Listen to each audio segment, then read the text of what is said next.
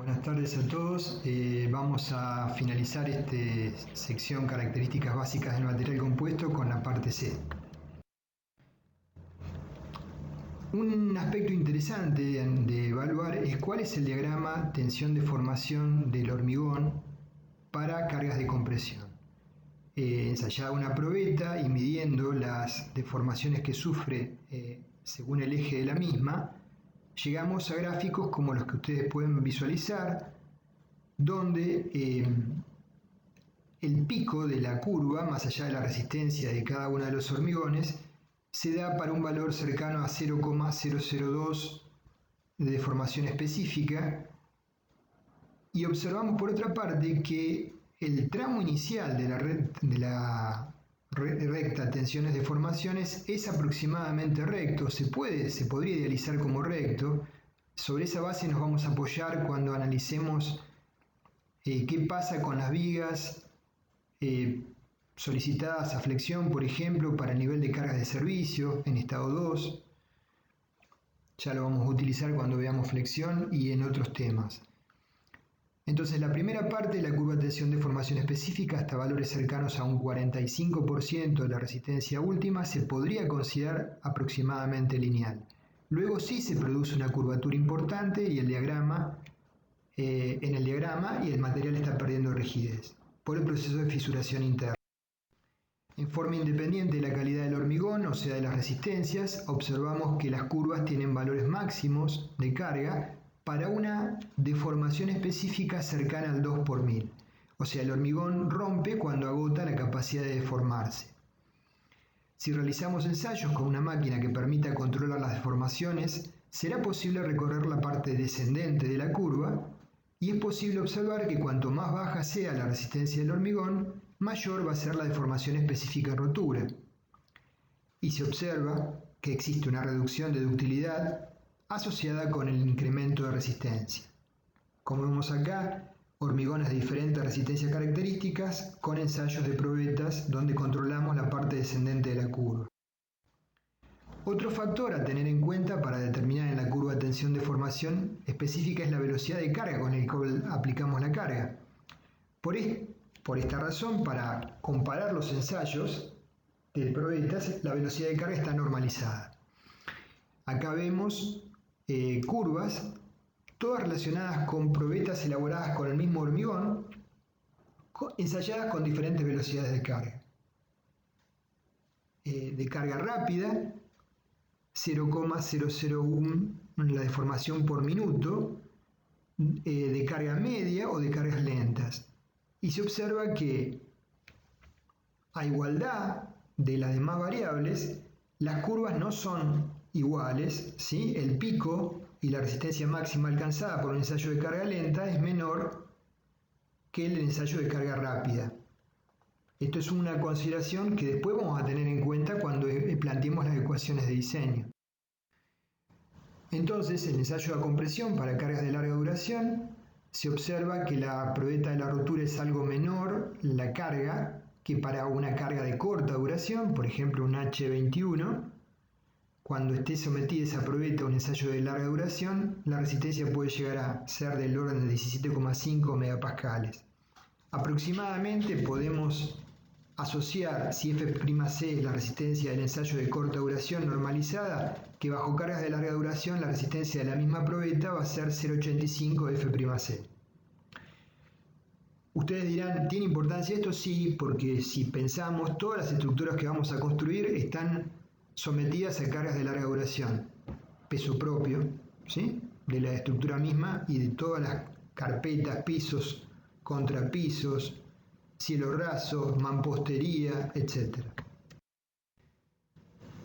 Otra influencia en los diagramas tensiones-deformaciones es a qué edad, después de moldeada la probeta y dejada de curar, la ensayamos. A los 3 días, 14 días, 28 días, 84 días, las curvas difieren y naturalmente las resistencias son mayores en la medida que ha pasado mayor tiempo, pero siguen teniendo la singularidad de que la deformación específica para la cual se produce la falla es del mismo valor. Entonces, el hormigón va a romper cuando agota la capacidad de deformarse. Normalmente la edad de diseño son 28 días, pero podría ser eventualmente otra. Como vemos, no existe una única curva tensión-deformación para un elemento probeta de hormigón ensayando bajo parámetros preestablecidos. Por esto es que los distintos códigos y reglamentos plantean curvas idealizadas que permiten su utilización con fines que cometan errores razonables para plantear las ecuaciones de diseño. Una curva de tensión-deformación aceptada para el estudio del hormigón es la planteada por este investigador. No es la usada para el diseño según el código ASI 318-2005 ni nuestro reglamento CIRSOC, pero para evaluaciones que requieran mayor precisión es muy útil. Al comienzo la relación es una parábola y luego hay un decrecimiento lineal, como vemos, donde el valor final para la deformación asociada específica de rotura a compresión 0,0038 disminuye un 0,15% F'C. Entonces esta expresión quizás es más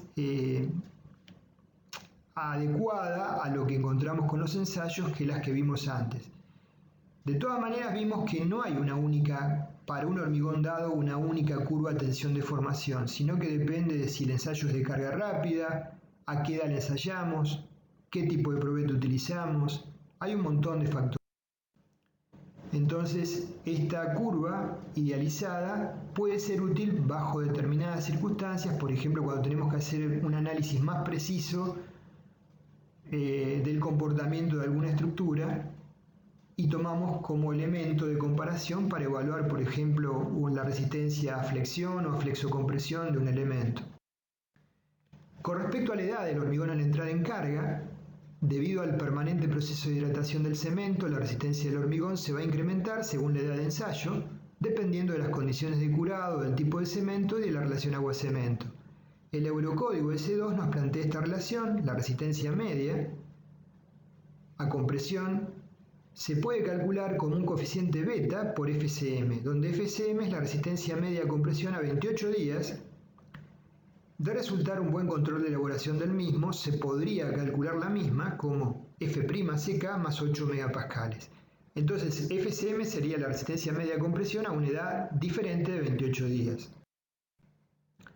El coeficiente de correlación tiene la expresión que ustedes ven, beta, es E elevado a una potencia, S, que depende del coeficiente del tipo de cemento, 0,25 para cementos de endurecimiento normal y 0,20 para cementos de alta resistencia, por 1 menos raíz de 28 sobre T, donde T es la edad del hormigón en días a la cual queremos evaluar cuál es la resistencia media.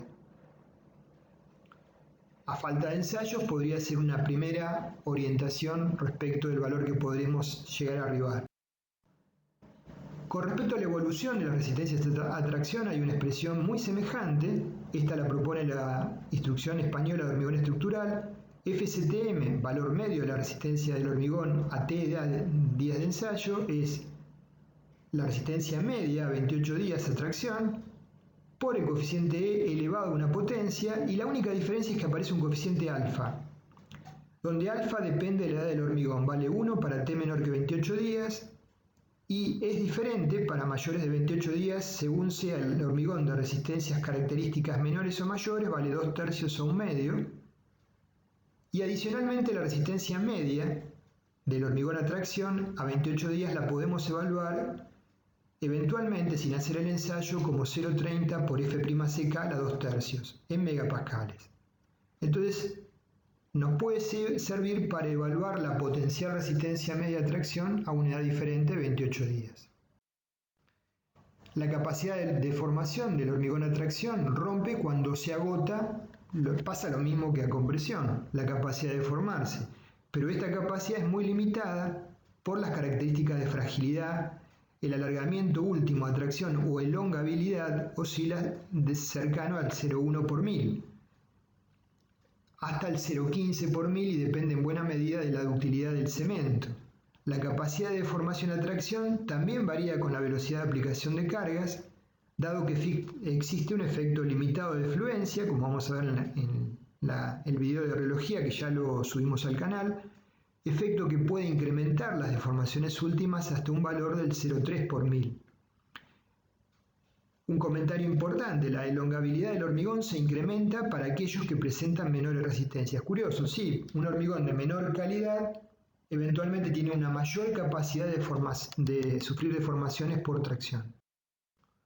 El módulo de elasticidad de C del hormigón naturalmente es definido por convención, porque vamos a ver que no es tan fácil definirlo. Está asociado con lo que querramos determinar. El CIRSOC 201-2005, en función de lo que establece el código ASI 318-2005, nos da la siguiente expresión: S es 4700 por la raíz de F'C en megapascales, o bien, para densidades del hormigón entre 1500 kg por metro cúbico y 2500 kg por metro cúbico, S se puede determinar como gamma a la 1,5 por una constante por raíz de F'C en megapascales. Este módulo de elasticidad es el módulo secante. Entonces, como es posible apreciar en el diagrama de tensión-deformación, el hormigón no mantiene una relación lineal entre tensiones y deformaciones, no cumple con la ley de Hooke y no se comporta como un material elástico.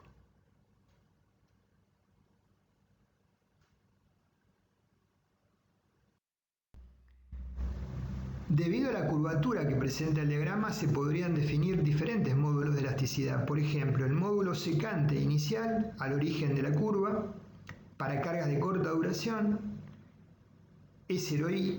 El módulo secante definido entre el origen y un punto dado de tensiones, que es el criterio que usa el código ASI 318. Para ese valor es 0,45 de F'C, con la pendiente correspondiente que sería el módulo, o el módulo tangente en cualquier punto de la curva para analizar cuál es el proceso de comportamiento bajo un incremento de cargas de la estructura SJ, que va a ser menor naturalmente. Entonces no hay un valor claro de módulo de elasticidad asociado con un hormigón determinado. Tiene que ver con qué querramos evaluar. Por definición, nuestro reglamento y el código ASI 318 definen el módulo para el cálculo, como lo vimos, 4700 por raíz de F'C en megapascales, y está asociado con el concepto de módulo secante. Otros enfoques para determinar el módulo de elasticidad, por ejemplo el código modelo CEDFIP 90, plantea la evaluación a partir de una resistencia media FCM, como la resistencia característica más 8 megapascales la dispersión. Nos dice el módulo de elasticidad para cargas de corta duración se podría determinar como 10.000 una constante por raíz cúbica de la resistencia media a compresión en megapascales. Y si usted quiere evaluarlo para cargas de larga duración, como ocurre en todas las estructuras de hormigón, el módulo secante lo puede plantear ese como 0,85 del anterior. Entonces este es otro criterio. Respecto del módulo de elasticidad transversal, nosotros sabemos que cualquier cuerpo, independientemente de qué material lo constituya, aplicada una carga en sentido longitudinal, sufre deformación en sentido transversal.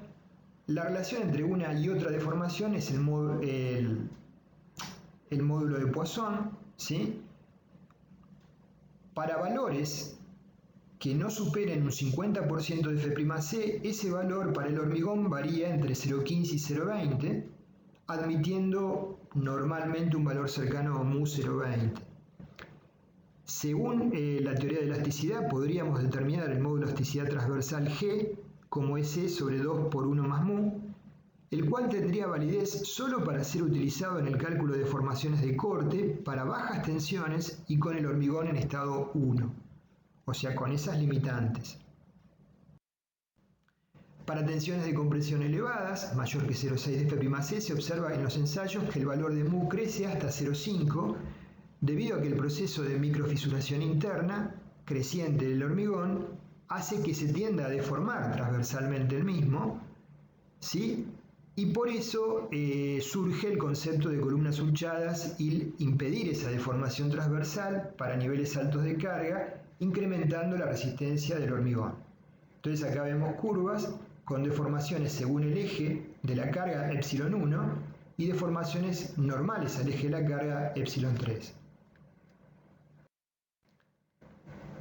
Con respecto a las altas temperaturas sobre el hormigón, lo vamos a ampliar este concepto cuando veamos el video que ya editamos de estructuras contra fuego. Un comentario nada más: hasta los 300 grados la pérdida de agua capilar es total, pero aún no se aprecia alteraciones en la estructura del hormigón hidratado. Por encima de los 400 grados se origina así una importante pérdida del agua de gel de cemento y comienzan a manifestarse pérdidas en la resistencia relevantes.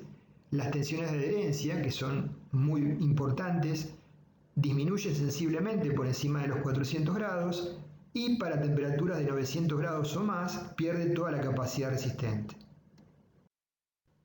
Un gráfico que correlaciona el incremento de la temperatura para hormigones con agregados silíceos o calcáreos con el patrón de 20 grados como 1.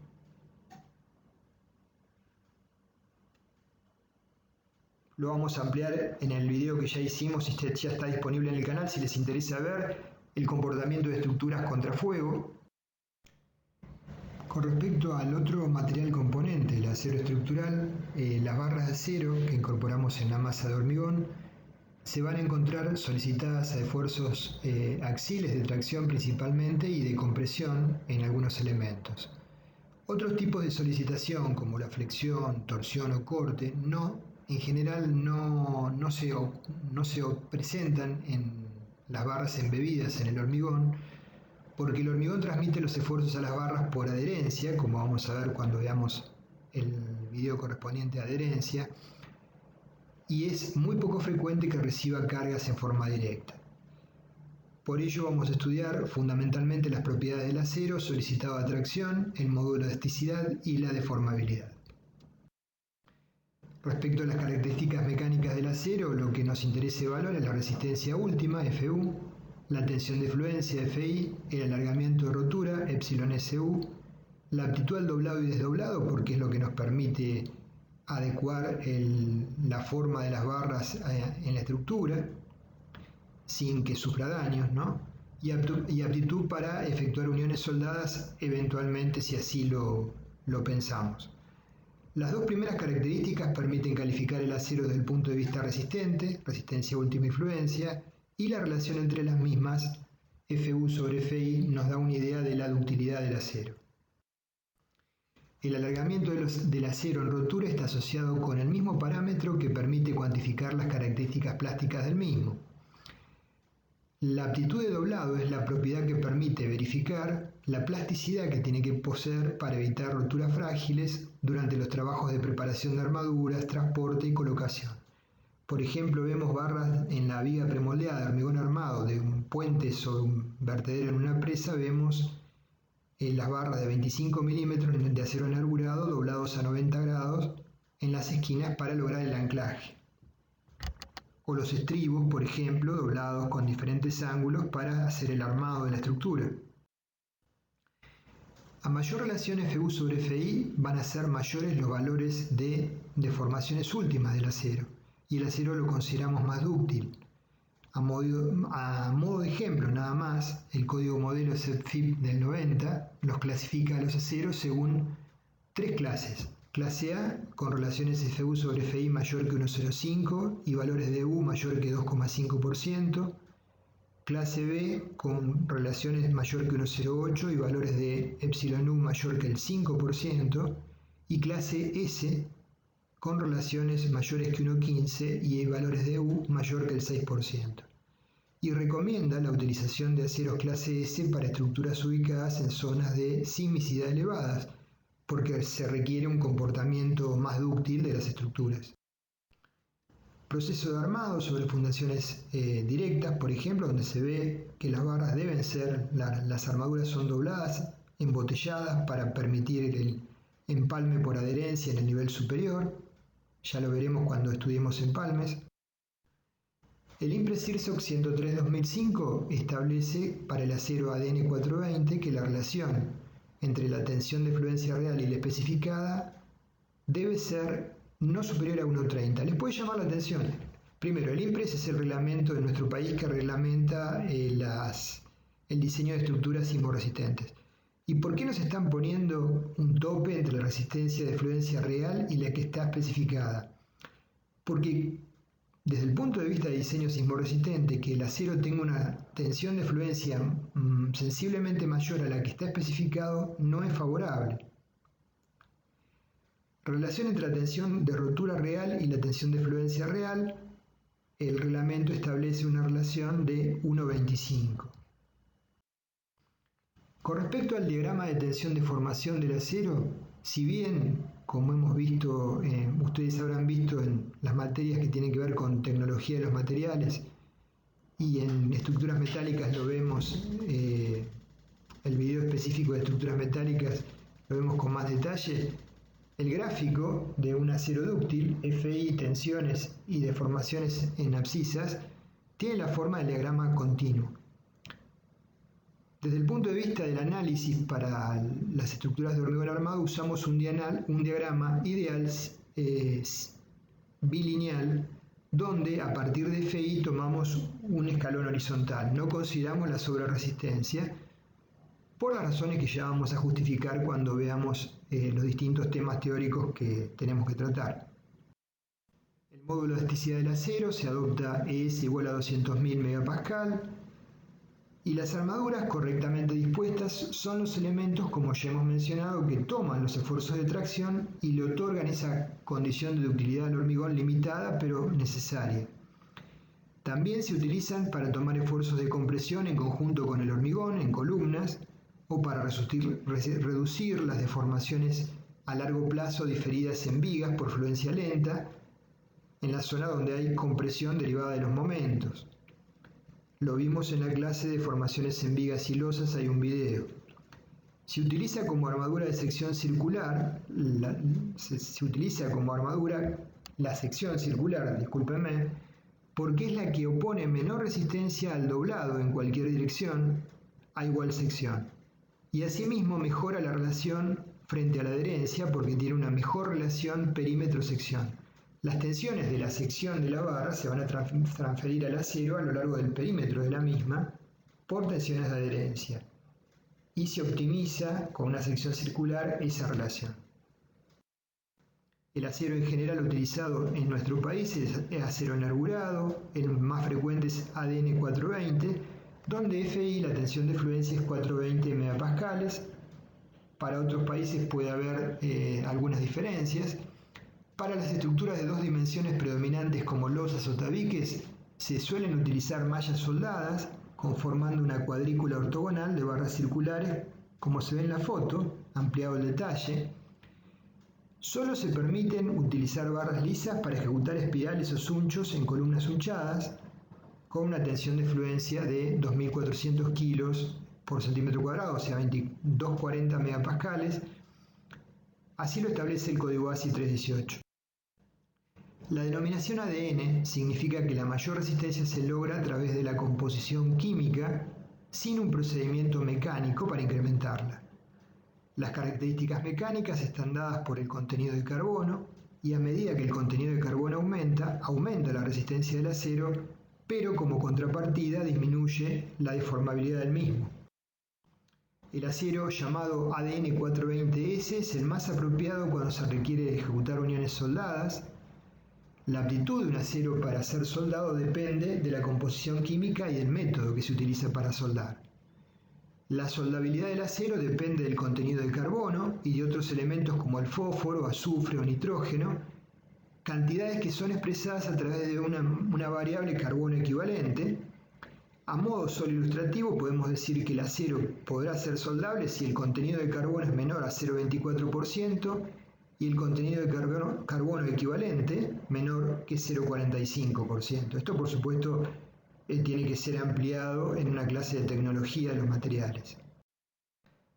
La tabla base que nos define los aceros a utilizar para nuestro reglamento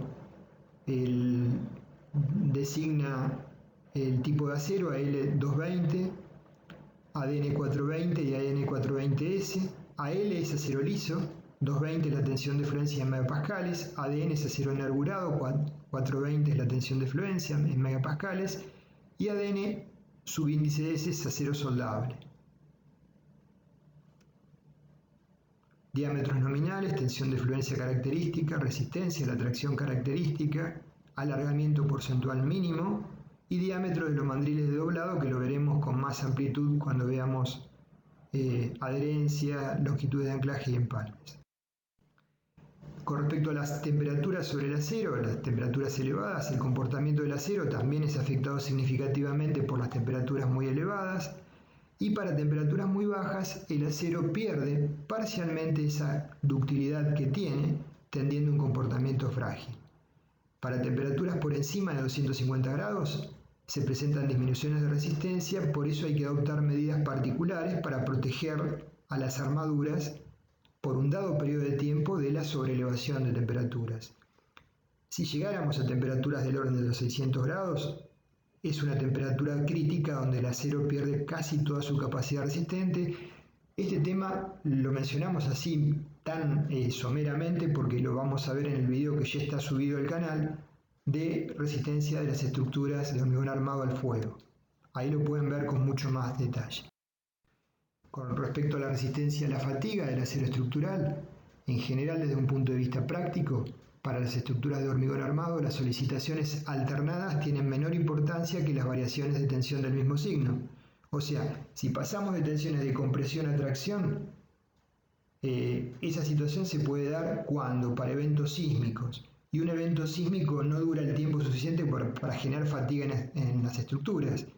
Eventualmente, si dura excesivamente, va a dañar severamente o colapsar las estructuras, pero no por fatiga. Sí se deben estudiar en determinadas estructuras los saltos tensionales para un tiempo T1, por ejemplo una tensión FC1, y para un tiempo T2 una tensión FC2 con un incremento delta F de tensión del mismo signo. ¿En qué tipo de estructuras? Por ejemplo, en bases de hormigón estructural de grandes molinos eólicos, en puentes de ferrocarril, en vigas carrileras de puentes grúas de gran porte, a modo de ejemplo. Entonces, las tensiones varían durante un periodo de tiempo según diferentes situaciones. Oscilatoria simple es el rango de tensión del mismo signo, oscilatoria alternada, como dijimos, se invierte el signo. Para las estructuras de hormigón armado, las solicitaciones alternadas tienen menor importancia que las generadas por variaciones de tensiones del mismo signo. El rango de tensión es la diferencia entre la mínima y la máxima y tiene que ver directamente con la resistencia a la fatiga. Acá vemos, por ejemplo, el proceso de hormigonado de una base de un molino eólico. En este caso, sí, el estudio de fatiga es una condición relevante en el diseño y hay que hacerlo con las ecuaciones y las expresiones correspondientes. Se observa en general que de resultar el incremento tensional no mayor que 150 megapascales, no se suelen presentar fallas por fatiga en aceros 420 megapascales de tensión de fluencia. Acá vemos la curva de Wöhler y la disminución de resistencia frente al número de ciclos.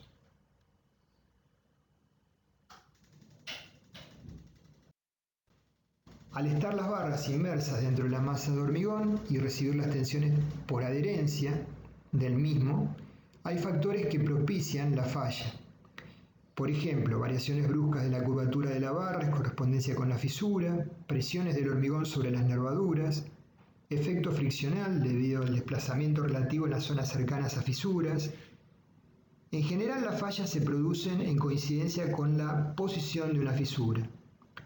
Según algunos ensayos, la resistencia a la fatiga se reduce al aumentar el diámetro de la barra y no resulta recomendable en este tipo de estructuras realizar empalmes soldados cuando haya variaciones importantes de tensiones, porque son puntos donde se propicia la falla.